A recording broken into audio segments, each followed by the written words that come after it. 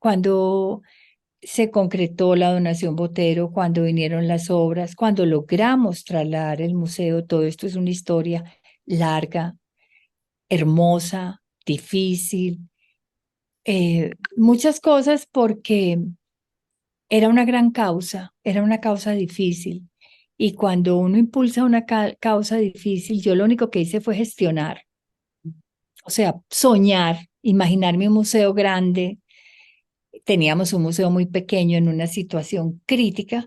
El Museo de Antioquia es muy importante, mucha gente no sabe que es el segundo más antiguo de Colombia después del Museo Nacional. O Es sea, la una belleza, segunda es una belleza, es una joya. es una joya.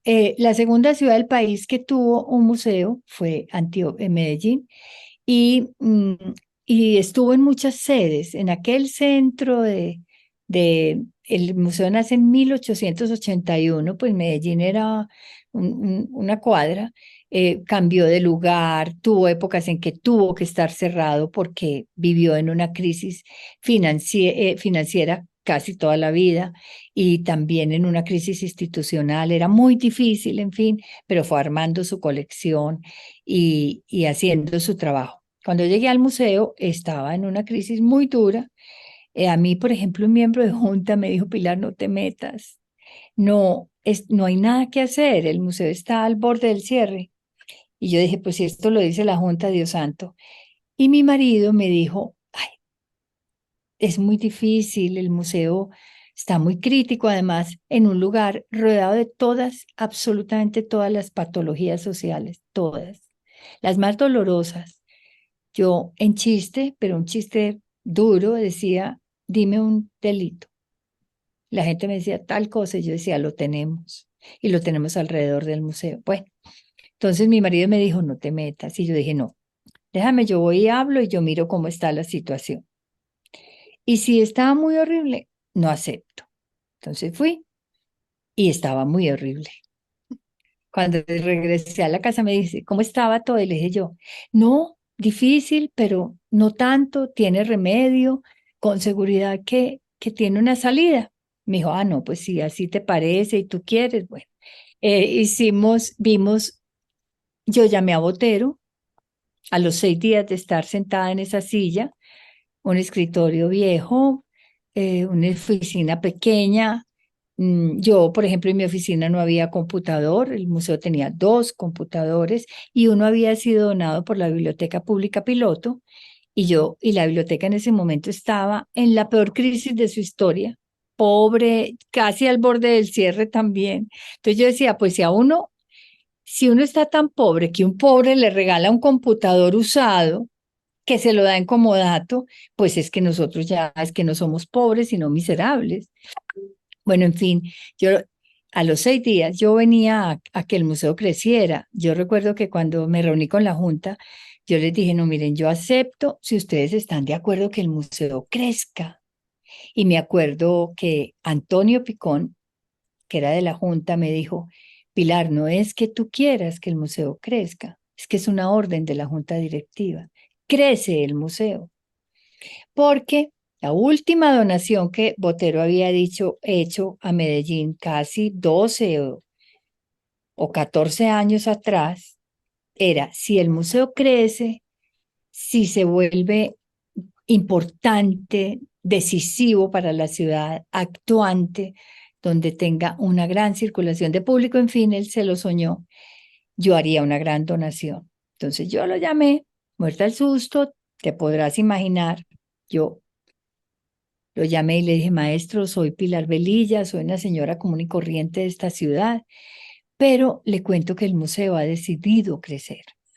Qué belleza. Si crecemos, esa donación que usted lleva muchos años ofreciendo está en pie. Y instantáneamente me dio el sí rotundo y arrancó a hablar como hablaba él, que era como a mil.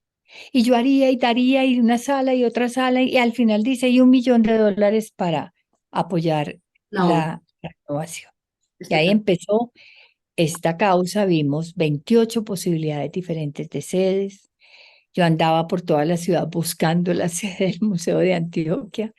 En ese momento yo me ganaba lo que corresponde, nunca lo he contado, no sé por qué me acordé en este momento.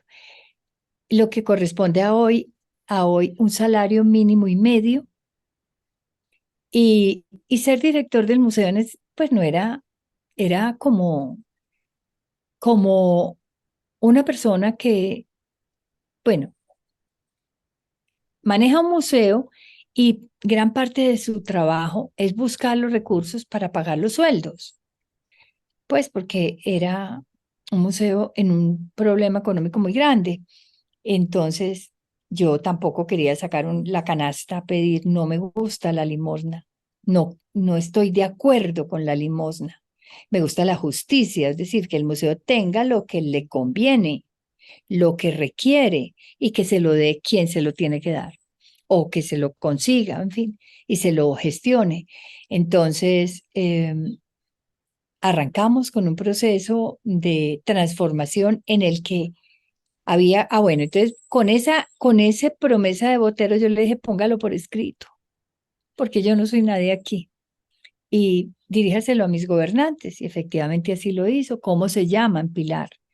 Y yo le dije, Sergio Naranjo, alcalde, Álvaro Uribe, gobernador. Y yo con ese mismo fax me fui donde ellos y hablé con los dos.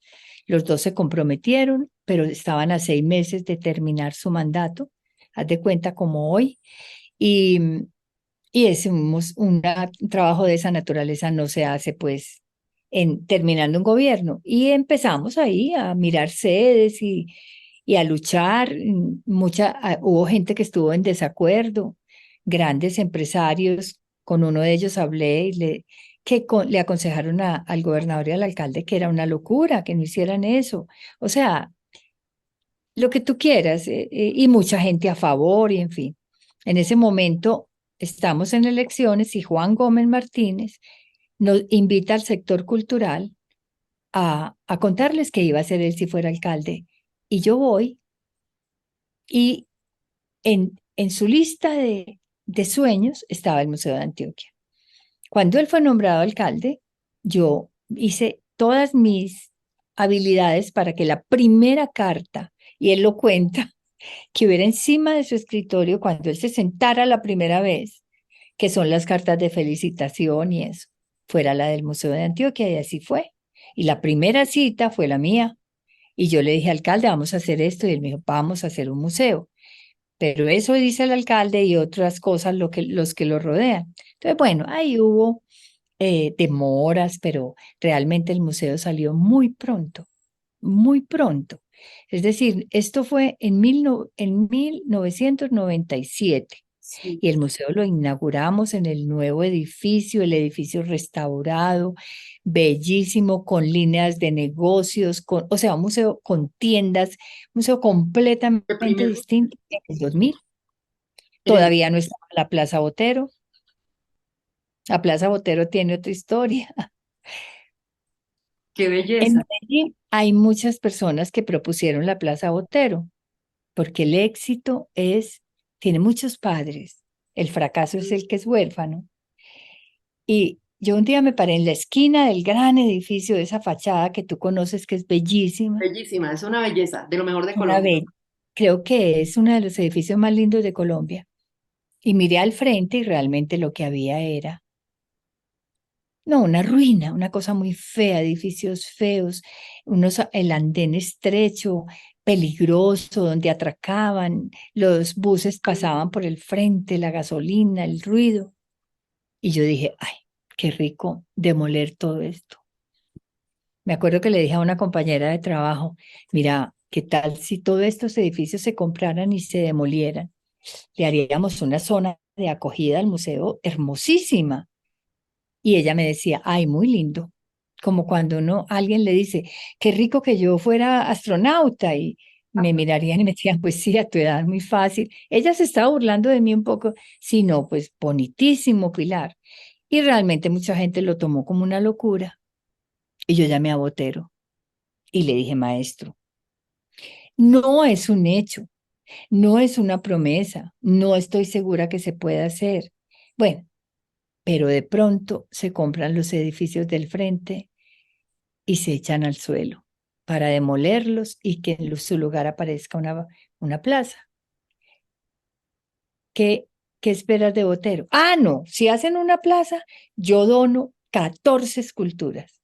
Espectacular. Al- A los 10 Espectacular. minutos entró el listado de las que quería donar por el fax. Él se comunicaba con el fax. Y, y empieza a poner las esculturas.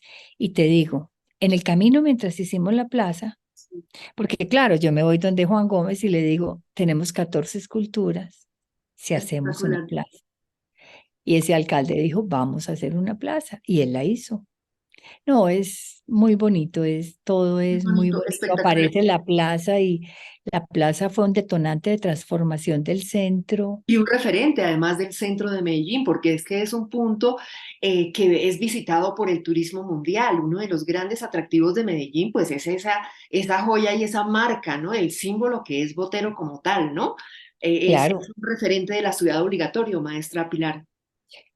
Y para nosotros, dime, y para Colombia, es que Claro. la plaza, yo inclusive, pues siempre la vi con mucha emoción, pero no, con el tiempo es que he medido, especialmente cuando trabajé en el centro, siendo gerente del centro de Medellín, me daba cuenta lo que significó desde el punto de vista urbanístico y de transformación de ciudad en un centro muy complicado, muy complejo. O sea que bueno, y ahí empiezan, pues, mira, cuando llegan las obras, cómo empezamos con un equipo de trabajo. Decir, aquí realmente mi trabajo fue unir voluntades. El Estado, varios Sector alcaldes, privado, el el maestro. sector privado respondió impresionante, los empresarios en Medellín. Es que Álvaro Morales, con quien trabajé, eh, un abogado extraordinario, hacía de todo en el museo, era administrador y era todo, tenía mucho trabajo. Y, y era hizo una gran labor por el museo. Un día me dijo, mira, Pilar, la clave de este proceso de transformación del museo fue que logramos que un problema de un museo se convirtiera en un problema de la ciudad. Qué maravilla. O sea, la gente se volcó y empezamos a conquistar los barrios, empezamos a visitar barrio por barrio. Yo puedo decir que me caminé la ciudad a pie, o sea, de barrio en barrio, haciendo unos eventos en los barrios para luego traer el barrio a visitar el museo. Y a la salida era una fiesta, era muy bonito porque llevábamos 1.500 personas de los barrios más populares de Medellín un domingo. Íbamos por ellos en buses con conductor de corbata, para que ellos entendieran que eran muy importantes para el museo. O sea, todo lo que hicimos, las fiestas de inauguración, todo fue decirle a la ciudad que el museo no iba a esperar que lo miraran, sino que él estaba ahí para mirar a la ciudad.